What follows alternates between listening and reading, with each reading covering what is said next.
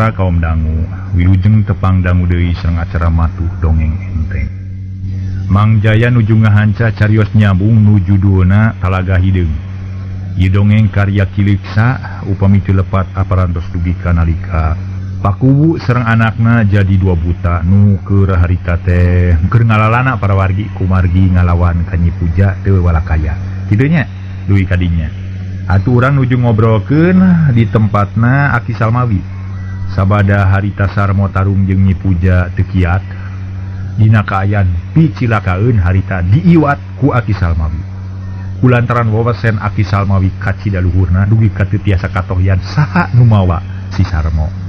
Kitu para mitranya, harita si Sarmo keur diriung ku Aki Salmawi jeung Kirana. Mangga urang sami-sami teraskeun hanca dongeng carios nyamung judulna Talaga Hideung karya Kiliksa dina bagian ka-20. Wilujeng ngadang.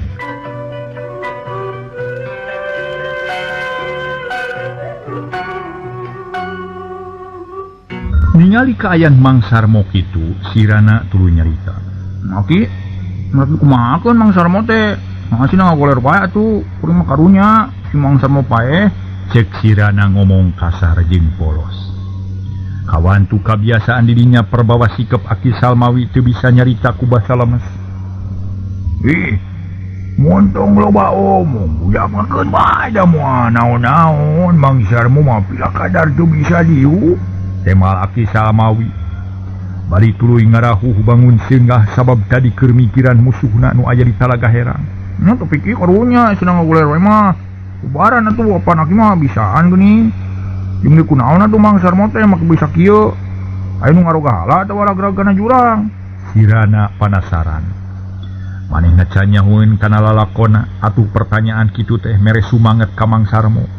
Nuti barang datang can loba omong Sarmo cengkat hayang diuk tapi sirah karasa berat atuh muringis. Aduh, tulungan Ki, aduh. Goledag ngagoler deui, uluy peureum bari ngararasakeun ka nyeri. Awak karasana asa pasiksa. Cicing we Jang Sarmo, ulah wa kaloba-loba bisi namahan ka nyeri. Maneh teh kakeunaan ku pangawasa musuh. Nu sumaramah kana sakudu badan. Panenggeul si Puja teh atuh nganung tanaga aneh. Nu nyerina nung tutan sarta lila. Lir ibarat pasar nu nganung racun. Najan raheutna saeutik nyerina pohara. Tak kulantaran kitu cicing lananya. Tulungan Ji, aduh. Kuring nyeri, ya makan sesesak. Alah dada engap. Aduh, Ki, tulungan Ki. Apaan matak dibawa ka gerek ditulungan ku Aki teh. Tapi kudu sabar jeung tawakal. Ulah rusuh teu puguh bisi moal ka tutulungan. Ayeuna mah geura tegerkeun heula hate, kumpulkeun sesa-sesa tanaga, bersihkeun pikiran sarta awak reureuhkeun, ngarah teu namahan nyeri. Cek Aki Salmawi bari ngusap tarang Sarmo. Karasa panasna beuki naek. Mata kariwang kesang Sarmo nyorolok beuki juu. Wah Aki kuring rek nurut kana parentah Aki. Jep jempe. Sarmo ngagugu kana papatah Aki Salmawi manehna ngajauhkeun rupa-rupa gangguan dina pikiran. Usaha satekah polah mopohokeun naon-naon nu geus kajadian. Tanaga sina pulih deui, napas diatur, sangkan teu eungap teuing, panon peureum rasa jeung pikiran dipuseurkeun. Ku jalan kitu Sarmo tetek deui pipikiran sarta bisa ngawasa kana dirina. Teu kasiksa teuing ku rasa nyeri. Berai beunta pok nyerita ancanaker, ngebrehkeun yen jiwana geus tenang. Ki, kuring geus hasil ngawasa diri. Mangga, kudu kumaha salajengna ya. Pokna bari neuteub sorot panon cahaya deui. Ari Aki teh rek ngubaran maneh jeung Sarmo. Tapi moal bisa nulungan mun canyaho kana lalakona. Lamun maneh geus teteg hate sarta pipikiran geus tenang, geus tiis Aki rek nanya. Na kumaha ieu teh pangna bisa kieu teh? Naon nu geus dipilampah ku maneh? Pok geura caritakeun. Ki, kuring rumah salah. Sabab geus ngarempak larangan Aki. Ari satadina mah kuring teh hayang ngajajal pangabisa, hayang nyoba-nyoba ngayonan ka si Puja. kabeneran ayam balad nuka cilobana, tapi gagal si Puja lain bantrak-bantrakeun. Kuring teh sanggup ngungkulan kasaktian manehna. Akhirna kuring hampir binasa katiban pengawasan manehna. Ngan kuring teu ngarti naon sababna harita teh. Geus teu ngaharepkeun salamet tapi nyaho-nyaho aya di dieu. Tak kitu lalakonan teh ki. Cek Sarmo bari netep lalana. Kepikiran kumalayang deui kana kajadian tarung di Talaga Herat. Urang mana nu bareng jeung maneh teh Jang Sarmo. Nyaha bet kumawani ngalawan ka si Puja. Nah poho kana papacah ti Aki. Geus poho panasaran. Aya ngajajal teh we tuh dume boga angkeuhan da pukul babalad.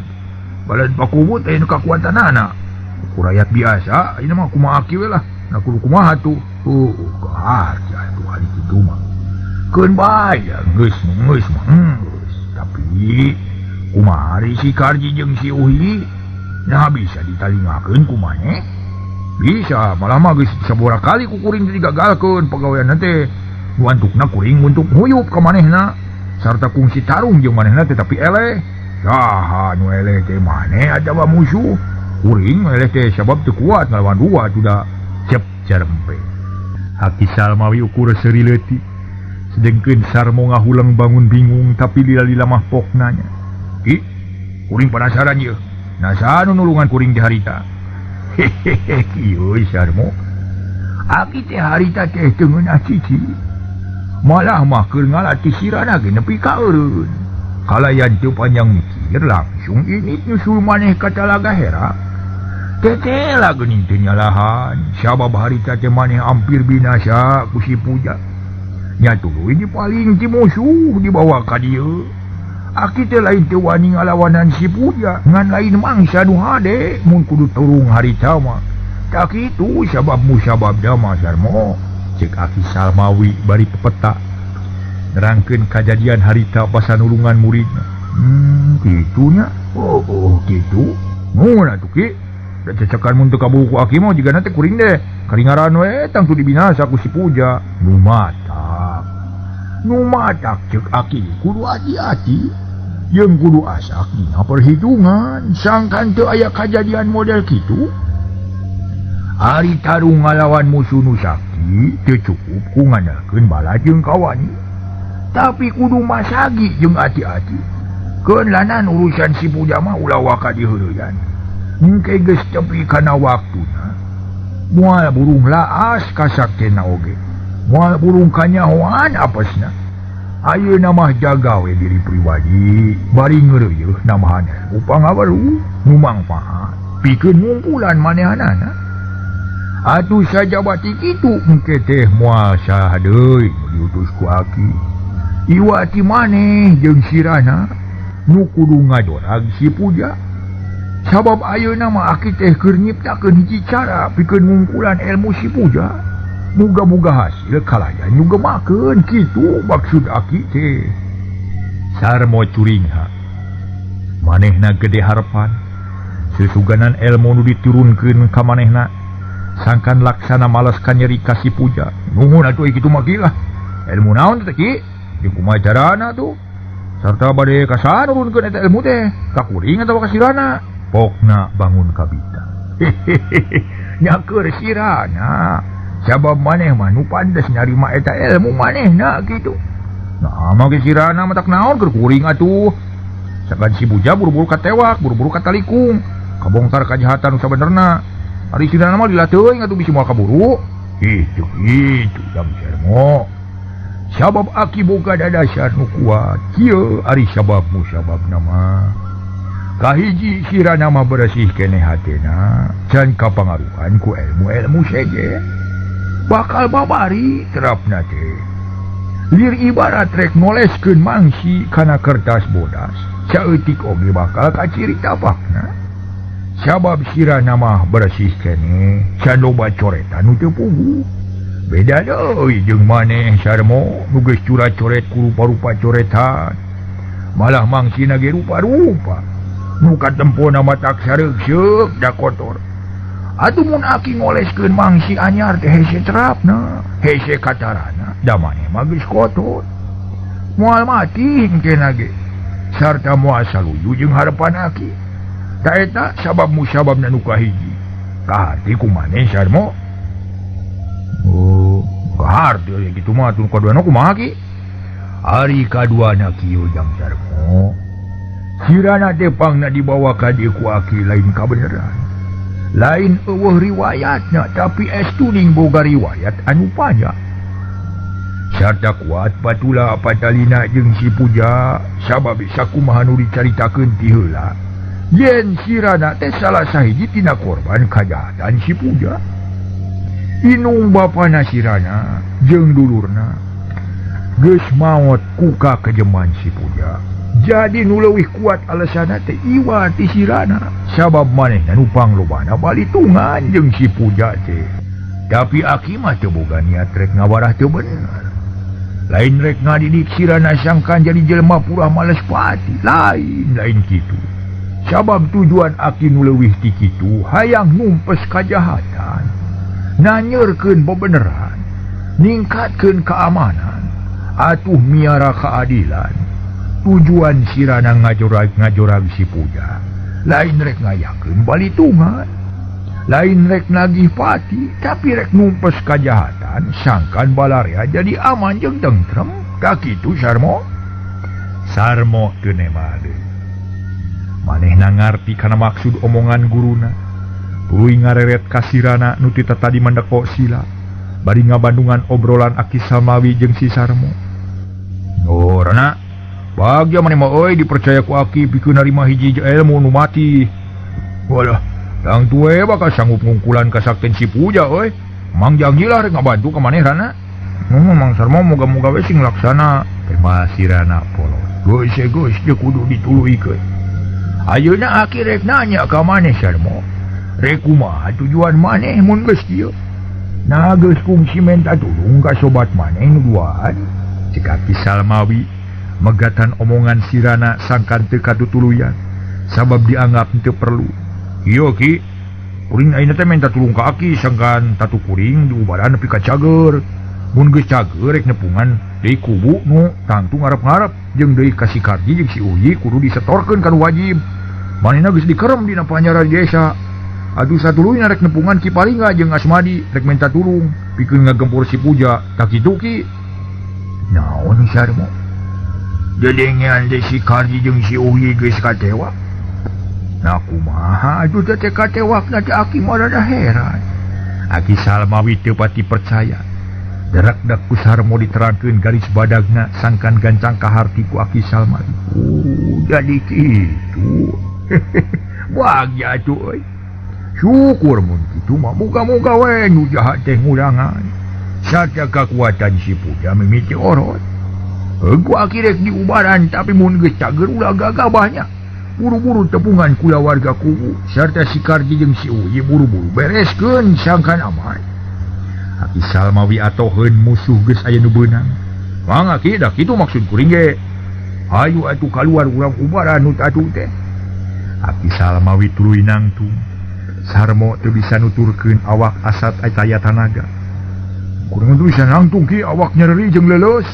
Ayo keun atuh ku Aki urang bangku. Regay jeung Sarmo dipayang. Geus kitu manita nyokot cai salodong ka sirana. Leo sirana ka dapur teu lila geus datang deui bari mawa cai salodong. Kunaon cai Ki? Tak manggil Mang Sarmo? Oh bener Yang. Dua bawa kaburuan urang mandian di luar. Sirana nuturkeun Akina kaburuan. Sanggeus anyog si Sarmo digolerkeun dina taneuh. Ari cai dina lodong dijampean pamungkasna Aki Salmawi nyarita kieu. Nu tatu aya di lutung, nu lecet aya di monyet. Nu bocok aya di meong, nu raheut aya di Careuk. Si Sarmo mah waras waluya. Careuk. Cenah kewor cai salodong dibanjurkeun. Kana sirah Sarmo tuluy kana awak jeung suku. Nepi kalantis kabeh sangkan jiga geus jibreng. Korejat Sarmo hudang telanjang lumpat ka pipir. Geus kitu balik deui ka Aki Salmawi belecet kana tangka-nangka. Tereke naek jiga nu sieun cakakak sirana jeung sirikeun. Tuluy gogorowokan nyebut Careuk. Dikeprokan ku Aki Salmawi ditungtungan ku Suri. Kalieu Careuk, cager ayeuna maneh. Sarmo ngahulang ngeras eling nyeh siri leutik. Tuluy turun deui sarta nyampeurkeun ka Aki Salmawi. so ngajaksa salaman beri ungguk paroman biar marah mai kan nyeri leungit teu sakara-kara. Nuhun ge lah. Kuring geus jag-jag ini mah ye. Ngan bieu teh asa dina pangimpian ya dina hitungan teh keur ngudag-ngudag careun nu lumpat kana tangkal nangka. Si orang kuring teh geus cager nya. Aneh aki mah ye mubaran teh bet kitu. Mubaran mah loba caranya euy. Lantaran kasakit ge loba rupana. Ngan maneh kudu ngarti sarmo, Allah teh nurunkeun kasakit dibarengan ku ubarna. Nurunkeun kasusah dibarengan ku kabunga. Kakulantaran kitu ulah aral subaha mun keur nanangan tunggara sabab sifat papasangan bakal keuna ka diri manusia. Tak kitu. Sing tenang we sabab susah jeung bunga teh terapa jauh. Kasusah aya ubarna, kasakit aya antina. Asal urang daek ikhtiar metakeun akal tarekah we dibarengan ku percaya kana keagungan Allah. Nu nyiptakeun alam dunya jeung pangeusina kitu. Mohon kilah karti ayeuna mah. Tuluy tiluan arasup ka deka imah, lodong ditanggehkeun deukeut golodong. Cai urut ngabanjur sarmo nguyumbang di buruan, sarmo jag-jag waringkas sakumaha biasa teu karasa nu nyeri. Ade ulah nurutan ngajampe kitu para mitra. Moal bental. Da ieu cek dina dongeng atuh para mitra sadaya. Dasar teh we. Aduh. Ki kuring teh aya keneh nu can kaharti yo. Upama aki teu kabotan malah bade naroskeun ye. Nah kumari lalakon iteuk disanyanai. Sabab si puja ujug-ujug neguh kalayan tepat. Yen iteuk nu dicangking ku kuring teh ngaranna si kalayar. Sarmo ngamimitian deui muka carita. Nanyakeun ngeunaan iteuk nu kungsi dipake tarung jeung Nyi Puja. Aki teh tuh hayang nyaritakeun ari tadina mah. Sabab lalakonna teh panjang pisan. Gitu dah. Jeung deui aya bahayana, tapi ayeuna mah geus kapala. Sabab musuh maneh teh geus nyahoeun sarta maneh geus nyaho kana ngaran itu. Kieu nu sanyana mah euy. Aki Salmawi eureun heula nyaritana. Tuluy kerung bangun mikir-mikir lalakon baheula.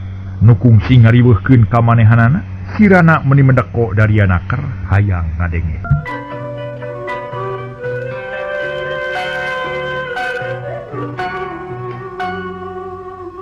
Ki Salmawi harita barabat ngadadarkeun carita ngeunaan si kalayar teh. Kieu euy. Ari sawatara taun ka tukang kungsi aya kajadian nu matak reuwas. Nu dibalukarkeun ku ayana iteuk nu ngaran si kalayar. Eta teh sanyana mah eueuh onyoyna tinu seden. Sabab iteuk-iteuk biasa. Pangna pada marebutkeun eta ieu kungsi ngarubuhkeun hiji jago kahot anu ngaran si kalayar. Dari zaman harita mah si kalayar teh eueuh taningna euy. Sabab gagah sakti mandraguna dapat tapi kasakten manusia ya watasna sarta kasakten eta lain milikna pribadi. Sabab sakti so teh disaktikeun ku Allah. Atuh dina mangsana apes mah ku ieu rubuh. Nya rubuhna eta dumeh geus hasil ngarubuhkeun teh. Hartina mah ieu nu cekel ku maneh ayeuna teh di ngaranan si kalayar pedah geus hasil ngarubuhkeun si kalayar. Da tadina mah teu boga ngaran ngan sakadar keur cecekelan ari init-initan ngarah teu lemor teuing. Tapi dasar manusia euy sarmu. Dasar manusia sok babari kapangaruhan ku omong batur. Babari kapangaruhan ku kajadian nu teu sabaraha jeung kapangaruhan ku lamunan-lamunan nu puluh. Disaprak aya kajadian eta iteuk si kalayar pada marebutkeun dianggap boga hasiat anu pohara unyulna. Kulantaran pada marebutkeun ku jago-jago silat mangsa harita. Nu boga eta iteuk jadi kaancam bahaya. Sabab pada ngakalakeun, pada ngabongohan nu akhirna teu ngeunah cicing, teu amanah jan ka mana-mana oge. Tungtungna nu boga teh mikir sarta nyokot putusan. Yen eta iteuk dieusian ajian nu mati, sangkan bener-bener ngabogaan manusia hagoga hasiat nu hebat. Teteh lah dikabul ku nu kawasa. eta itu jadi sakti sanggup motongkeun bedog atawa pedang sarta geus lain sakali dua kali ngarubuhkeun jago kahot nu ngarebutkeunana. Dah kitu riwayat nusanya nama euy. Kumaha kaharti maneh? Aki Salmawi mungkas carita panu neuteup ka Sarmo nu unggut-unggutan. Ayeuna geus boga gambaran ngeunaan lalakon itu. Kahartos satu hari kitu mah ki. Tapi naon hubungan anak jeung si Puja sababonehna ge nyahun kana ieu itu geuning. Ai sabab si Puja ge salah saurang nu milu ngarebutkeun itu. Basa aki keur ngora manehna teh geus kitu kaayana teh tetep we ngora nepi ka ayeuna. Ari aki sakieu ropohna. Kitu. Koingan atuh pinu nyekel itu Mang Sarita. Saha ki? Sarta naon sababna bet aya kejadian model kieu di aki teh? Sarmo beuki penasaran. Ari nu boga teh taya deui lian ti guru aki nu ngaran Bah Uning. Ari pangna aya di aki memang diwariskeun ka aki sabab aki teh murid anjeunna nu cika sarta nu kapilih ku anjeunna pikeun narima eta itu. Dayeuna iteukna diwariskeun ka maneh keur ngajaga diri ngan omat ulah rek dianggap jimat da eta mah lain pusaka pila kadar alat nu taya bedana jeung bedog atawa peso da kitu Sarmo. Kitu geuning enteng lalakon namanya. Tipenya teh aheng gitu. Deui dianggapna teh ku si Puja ge kawas barang mahal geuning. Datang tuwe. Sabab manehna hayang pisan mibana ieu iteuk teh. Sok sanajan barangna goreng. Atuh jika tunggul ka huru ge aya loba nu pikahayang mah hargana ge langsung naik deuloy. Kitu nu matak. Tapi ayeuna mah moal jigana. Sabab manehna geus boga ilmu nu leuwih luhur batan bareto. Sarta bakal boga pakarang nu kasaktena leuwih tina ieu itu. Ngan kahade maneh kudu hati-hati Sarmo. Ieu itu bisa ngadatangkeun bahaya ka diri maneh. Aki Salmawi ngelingan sangkan Sarmo waspada dina mibana eta itu. Nuhun nuhun pisan kaharti atuh ayeuna mah. Boga atuh. Syukur ari geus ngarti mah. Ayeuna giliran aki nu rek nanya kumaha karep maneh ayeuna Sarmo. Narek milampah naon? Naon deui bade milampah sakumaha nu geus dicaritakeun tadi we sarta ieu itu baris dibawa-bawa minang kapibatureun keung tak kitu we ki punyateuna naon kitu oge. Ari aki mangan saukur sambung doa muga-muga hasil kalayan salamet ngan omat ulah init poe ieu pageto emesal se lain naon-naon pokona mah maneh kudu jag-jag heula awak kitu tah maksud aki mah mangga kitu ge ki satuluy nama. Aki Salmawi jeung Sarmo ngobrol ngaler ngidul. Sagala dicaritakeun malah sirana ge ngilu ngobrol. Diselang ku Sukaseri Galumbira jauh tina kabingung jeung kasusah.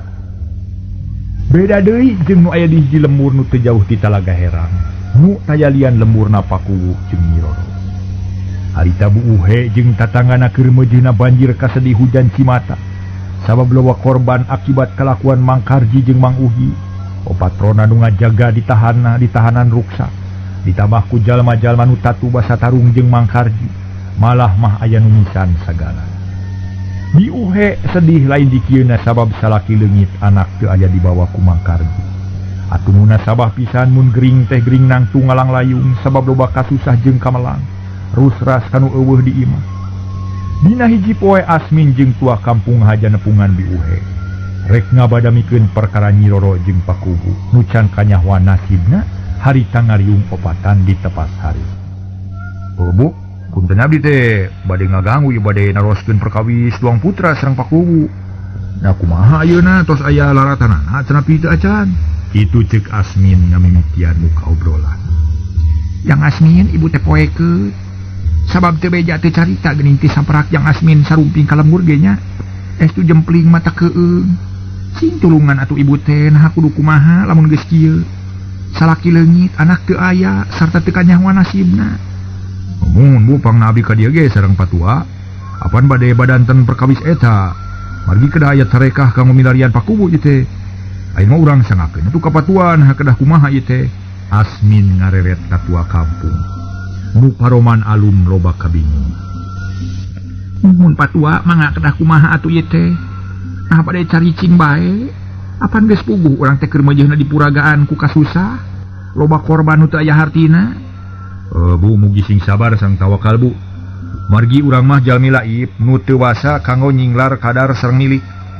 Ye sadayana tangtos parantos kersaning nu maha kawasa. Nanging ku kituna leres pisan urang kedah ikhtiar metakeun akal tarekah kanggo milari pakubu sareng Nyi Roro. Taina pangasim kuring nepangan teh teu aya deui iwal tiba de badanten perkawis eta. Maksad sim kuring moal seueur nu dicatur bade langsung nyusul ka Talaga Herang we ka tempatna Nyi Puja teh.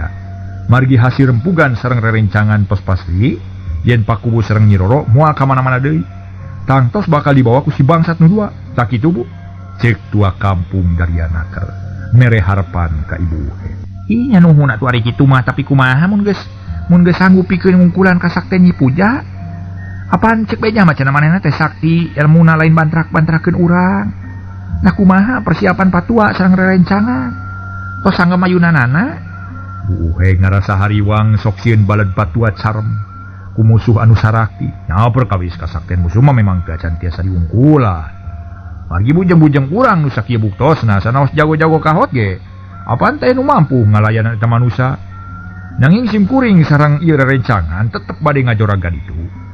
Nanging sanes bade tarung ieu mah hoyong yakin ngeunaan pakuwu jeung Nyi Roro. Nah aya di ditu atawa henteu. Tak kitu pokok pangkalna mah Bu. Upami tos kantenan aya bade ngatur siasat kanggo nulunganana. Nah ku jalan dipaling deui, nah ku jalan milari bantuan tinu sanes. Atarapi kumaha we saena lah, asal pakubu tos kanyawan tempatna, tak kitu maksad teh. Kitu nya kahartos atuh. Nuhun kitu maksad Bapak tua, nu sakitu saena, mugi-mugi we pun anak sareng bapana sing katulungan. Sing lancar dina nalungtikna. Tapi naha moal telah teuing apan tos rada lami ieu teh. Oh dina perkawis ieu mah Bu. Gaya basa telat, satungtung bisa kene di rekahan mah. Urang jalankeun we. Pokona mah urang teh kedah ikhtiar. Ulah tumamprak teuing kana nasib bae cicing. Sabab nu disebat sabar teh sanes hartosna tumarima bae nanging kedah aya hiji hal nu dipilampah kanggo ngarobah nasib. Nya di antawisna metakeun sagarupi akal tarekah, manawi sareng manawi sarta aya dina karidhoan Allah. Perkawis hasil sareng henteu urang sangakeun nya kana mah kawasa. Tak kitu Bu, cek tua kampung beuki tanda.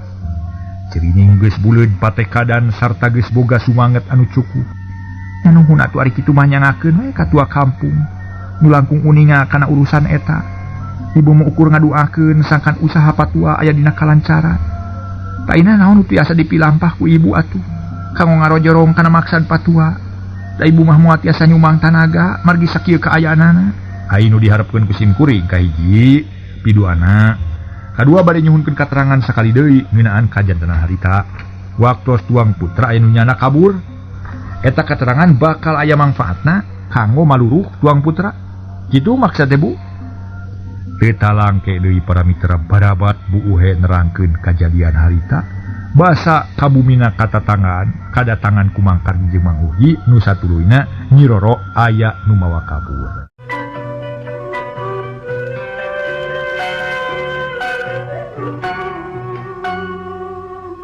Satuluyna tua kampung nyarita deui. Nya nuhun atuh Bu, ayeuna bogi ka hartos we. Yen tuang putra teh parantos dipaling ku dua bangsat. Nu salajengna bakal dibawa ka tempat si Puja. Raina tos kantenan nyusul teh henteu kedah ka mana-mana, urang langsung ka Talaga Herang ngajorag si Puja sareng badegana. Permios atuh sim kuring bade tatantan kanggo ngajugjug ka Talaga Herang. Mangga atuh patua didoakeun nya sing hasil kalayan salamet. Geus kitu mah. Asmin jeung tua kampung katut baturna saurang. Amitan ka Bu Uhe leos baralik ngajugjug ka imahna masing-masing. Nu satuluyna sadia pikeun ngajorag si Puja. Poe tak kene dikumpulkeun kira-kira 20 jalma nu jagjag jeung kuat. Dipingpin ku tua kampung jeung Asmin ngan samemeh indit ngariung heula di bale desa pok Asmin nyarita. Teu patua. Ayeuna bala tos kempel ieu sadena siap siaga kanggo mios ka Talaga Herang. Yang kedah kumaha carananya margi ulah gagabah ye bisi ruksak bala bubuke kieu jang Asmin. Kitu deui kasadayana nu hadir. Tujuan urang nyaeta rek nulungan pakubu sareng putrana bari jeung kudu ngajaga kasalamatan diri urang sorangan. Da kulantaran kitu katartiban memang perlu. Sangkan teu nambahan korban. Ari carana kieu mun geus tepi ka daerah Talaga Herang, omat ulah rek nyuara. Mun aya perlu kudu make isyarat atawa ngaharebos. Carana kudu ngepung imah Nyi Puja. Tuluy intip tepi ka peuting sarta mun geus peuting urang nitenan ka aya di dinya. Nah Pakuwu jeung putrana teh aya atawa henteu. Mun geus puguh aya urang paling sarta urang bawa balik ke kalayan rerencepan. Sabisa-bisa ulah kanyahoan ku si Puja. Sebab urang teh moal kuat ari kudu tarung mah. Da geus puguh batur ge nu sakti teu kuat. Da kitu cara namanya. Cek tua kampung nerangkeun nu rek dipilampa. Janten urang teh sanes bade perangnya, lain rek perang atawa galungan. Sabab tujuan pokok teh ngabebaskeun Pakuwu jeung putrana. Tapi sok sanajan kitu ge tetep we ari carincing pageuh kancing mah kudu. Sabab bisi kanyahoan ku musuh sarta perlu tarung. Ari kapaksa-paksa teh manyawayahna we kudu tarung sabab eta mah risiko moal bisa disingkahan tak kitu. Nuhun atuh patua kahartos aya kitu mah. Tapi kumari para saderek ana ngatos tawan teu? Asmi nanya ka balad-baladna. Dijawab ku sarerea netelakeun yen kabehanana ge geus ngati. Atuh geus kitu mah teu laloba catur deui dina waktu nu geus ditangtukeun. Bering arinit ngajugjug ka Talaga Herang. Sarerea geus buleud pate kadan rek bebela ka Pakuwu jeung Nyi Roro. Asmin jeung tua kampung ngarasa reueus lantaran rakyatna bener-bener sauyunan, teu pakia-kia sarta teu aing-aingan.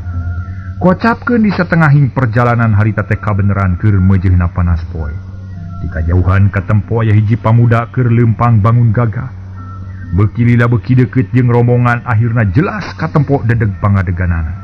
Asmin ngajenghok tuluy ngaraneg bari mere isyarat. Kasarerea sangkan eureun reg rombongan teh eureun. Naon jang? Nah make ngajak eureun sagala. Tua kampung kaget. Poe pamuda kuing apal. Eta teh nulungan ka urang sarerea cing sidikeun Kang Sarmo atawa lain. Asmin nunjuk ka eta pamuda nu memang dedeg pangadeganana sarua jeung Sarmo. Wah, ternyalahan jang memang bener teh jang Sarmo. Bagja urang teh nya boga tanaga bantuan nu gede hartina. Keun lah, urang dagoa di dieu da pasti nyampeurkeun ka dieu ye. Tua kampung marah mai. Malah sarerea ngarasa bunga sabab asa aya nu diandelkeun. Rombongan tua kampung eureun di dinya. Harita teh para mitra sadaya sakabeh paneuteub tamplok kanu keur leumpang. Akhirna serong pamuda teh kadinya bener pisan Sarmo.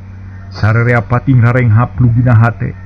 Jung narangtung meni bareng pada hayang pangheulana sasalaman jeung Sarmo. Bage akang geuning aya di dieu nya. Bade ka mana atuh akang teh? Asmin nu pangheulana sasalaman. Panon melong kana beungeut.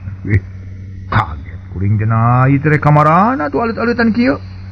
Ari kuring mah hajar nepungan Pakuwu ka bumina, tembal Sarmo. Bari tuluy nampanan leungeun tua kampung nu ngajak sasalaman. Lalakonna teh panjang Kang.